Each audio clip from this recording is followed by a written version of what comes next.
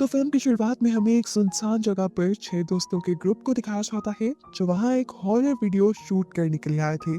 यहीं पर एक शेरिफ भी अपने पार्टनर को लिए आ जाते हैं जिसका नाम डेविड था, लेकिन इन लोगों को देखकर वो यहाँ से चले गए। अपना काम खत्म होने के बाद एक कपल को छोड़कर ये पूरा ग्रुप वापस चला जाता है और ये कपल एंजॉय करते हुए इस जगह को एक्सप्लोर करने लगते हैं। एक्सप्लोर करते हुए लड़का भागकर पास की एक कैबिन में चला गया जहाँ पर बहुत से पिग्स थे। वो एक स्टिक लेकर पिग्स को तंग करने लगा।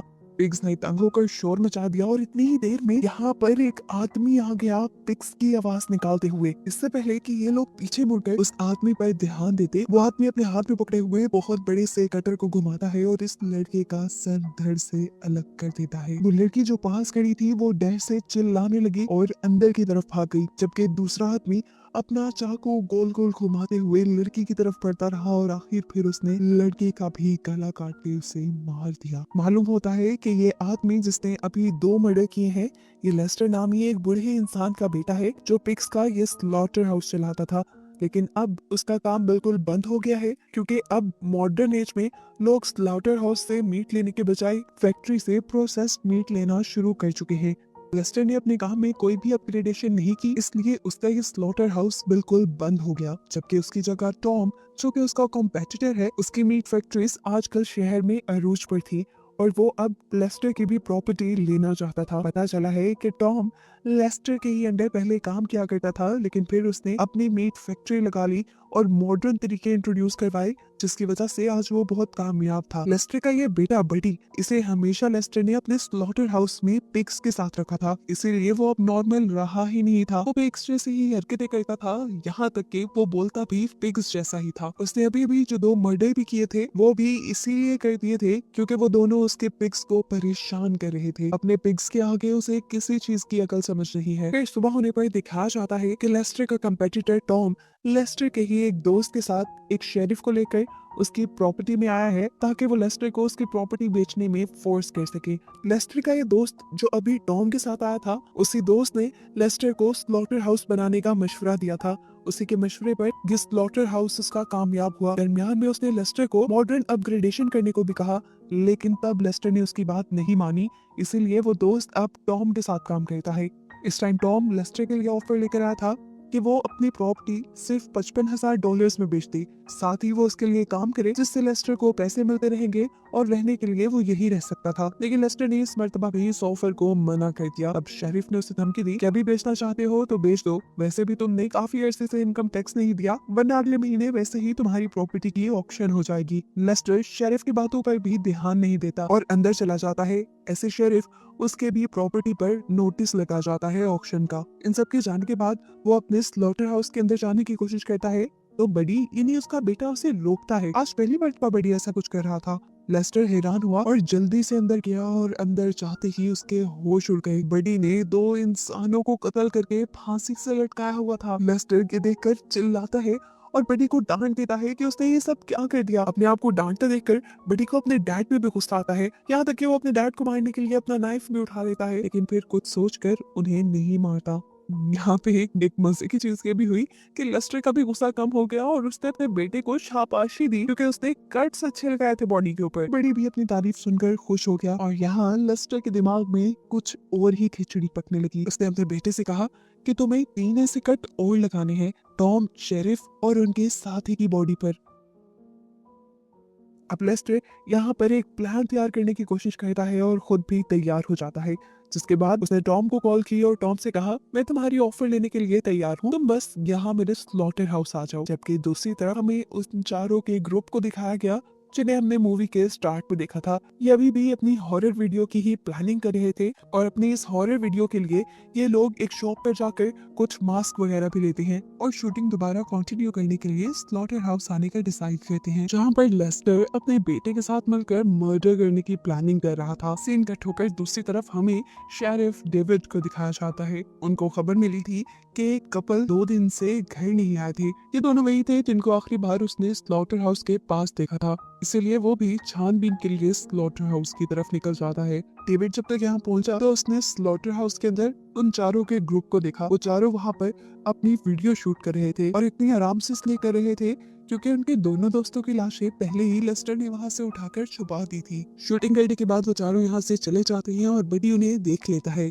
जबकि लेस्टर दोबारा टॉम और अपने पूरे ग्रुप को कॉल मिलाता है कि तुम जल्दी मिलने आ जाओ, मैं ऑफर एक्सेप्ट करने के लिए तैयार हूँ। यहाँ डेव जो इन्वेस्टिगेशन करने के लिए स्लॉटर हाउस के अंदर चला गया था, डेविड को कहीं से खून टपकता हुआ दिखाई दिया। उसने जब ऊपर देखा तो ऊपर एक मरी हुई बिल्ली को लटकाया गया था। असल में ये भी बडी के पिग्स को तंग कर रही थी, इसलिए बडी ने उसको भी मार कर लटका दिया। जो भी उसके पिग्स को तंग करता है वो उनका यही हाल करता है। इसे डर था कि यहीं पर ही वो कातिल होगा जिसने उस कपल को मारा होगा। वो अपनी गन ताने आगे की तरफ चल रहा था कि अचानक किसी ने कटर चलाया और उसका गन भला हाथ ही काट डाला। ये भी कोई और नहीं बल्कि बडी ही था। हाथ के कटते ही बहुत ज्यादा ब्लीडिंग हुई और डेविड मौके पर ही मर गया। डेविड को मारते ही बडी अपने डैड को ये लेस्टर को बुला कर लाया, जो एक और मर्डर होने पे थोड़ा टेंशन में तो आया, लेकिन उसने बडी को ये नहीं कहा। उसने बडी को इस मर्तबा भी शाबाशी ही दी। अब थोड़ी देर बाद फाइनली यहाँ पर लेस्टर और टॉम का कॉमन फ्रेंड आ गया, जो डील के बारे में ही बात करना चाहता था।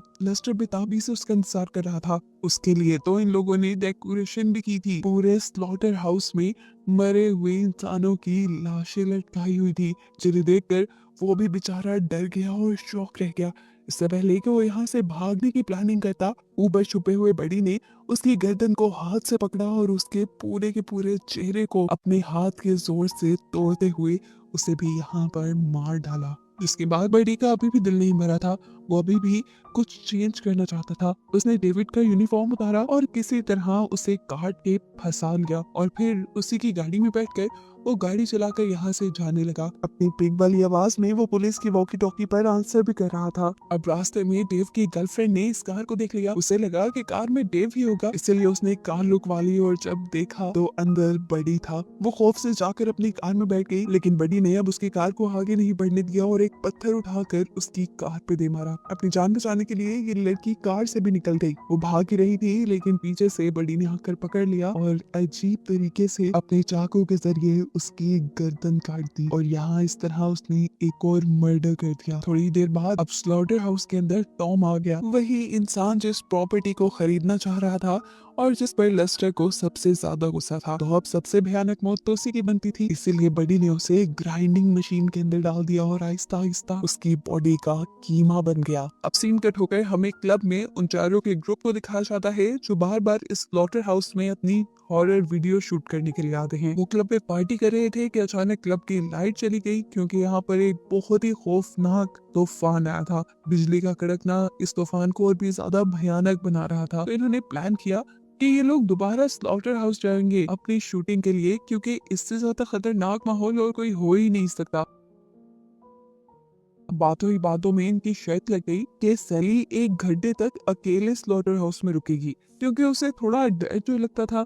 तो अब ये सब प्लान करके ये लोग आ गए स्लॉटर हाउस के अंदर। अब जिस टाइम सैली स्लॉटर हाउस के अंदर अकेली खड़ी थी, तो बाकी दोनों लड़कों ने मिलकर उसे और भी ज्यादा डराने का प्लान किया। उन्होंने मास्क पहने और उसे विंडो से डराने के लिए पास आ गए। सैली भी वहाँ का सारा नजारा देखकर बहुत ज्यादा डर गई, क्योंकि वहाँ पर मास्क पहना जो लड़का उसे तंग करने आया था, बडी ने पीछे से उसके सर के ऊपर वार करके उसकी बॉडी को 2 हिस्सों में काट दिया। अब तो उसे अपनी जान की फिक्र थी। वो यहाँ से भागी तो भाई से जाकर उसे लेस्टर ने पकड़ लिया, जबकि बडी ने आगे बढ़कर इनके ग्रुप के दूसरे लड़के को भी मार दिया। लेस्टर ने सैली को भी मार दिया था। अब इन चारों की इकलौती फ्रेंड इन चारों को ढूंढ रही थी, और जब वो स्लॉटर हाउस के अंदर आई तो उसे कुछ समझ नहीं आई, क्योंकि उसके तीनों दोस्तों की लाशें ऊपर छत से लटकाई गई थी। सीन कट होकर हमें शेरिफ के बारे में पता चला, जिसे बहुत से लोगों की गुमने की रिपोर्ट मिल चुकी है। सबसे पहले तो वो कपल जिसे लास्ट टाइम स्लॉटर हाउस के पास देखा गया था।